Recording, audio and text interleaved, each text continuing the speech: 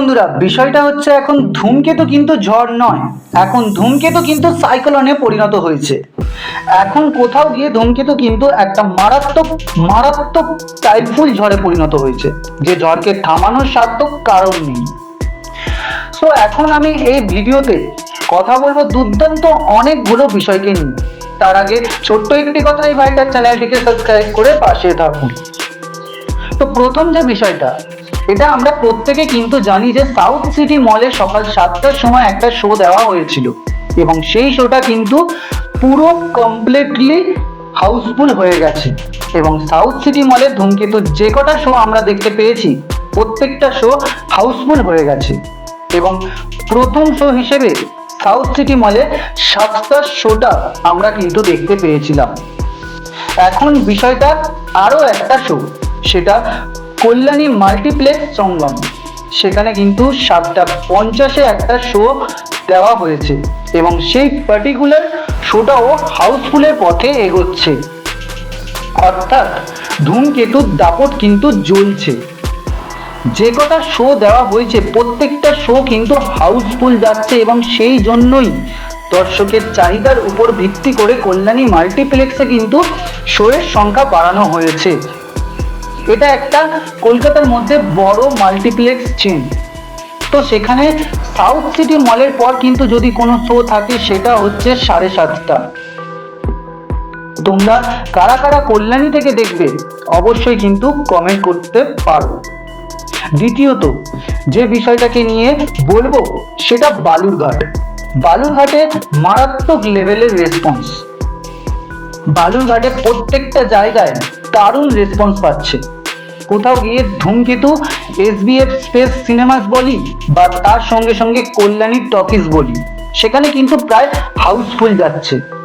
তার সঙ্গে সঙ্গে শুধুমাত্র কলকাতা থেকে ধূমকেতু এখনো অফ টিল নাও যে কটা শো পেয়েছে, মোটামুটি 420টার উপরে শো পেয়ে গেছে অল ওভার ওয়েস্ট বেঙ্গল। তো তার মধ্যে শুধুমাত্র কলকাতা থেকে প্রায় 70+ শোজ হাউসফুল যাচ্ছে। সাথে বহরমপুরে 5 মিনিটে হাউসফুল হয়ে যাচ্ছে, হলদিয়াতে হাউসফুল যাচ্ছে, জলপাইগুড়িতে হাউসফুল, দার্জিলিংয়ে হাউসফুল। মানে চারিদিকে হাউসফুল ছাড়া আর কোনো কথা নেই বস।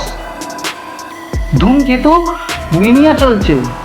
ধূমকেতু ঝড়ে আক্রান্ত আমরা সবাই এবং এই আক্রান্ত জ্বরে আমরা আক্রান্ত হতে চাই। রবিবার দুপুরে মেগাস্টার দেব একটি পোস্টের স্ক্রিনশট নিজের ইনস্টাগ্রামে ভাগ করে নিয়ে লেখেন, এমনি নয়, এটা বাস্তব। কোনো শো না পাওয়া থেকে একাধিক শো পাওয়া অবধি এই জার্নি, সবটাই দর্শকদের চাহিদায়। আগামী 14ই আগস্ট থেকে সমস্ত সিনেমা হলে। এই পোস্ট থেকেই বোঝা যাচ্ছে যে ধূমকেতুর একাধিক শো টাইম বেড়েছে এবং এখনো দর্শক এই ছবির আরো শো বাড়ানোর অনুরোধ করছেন।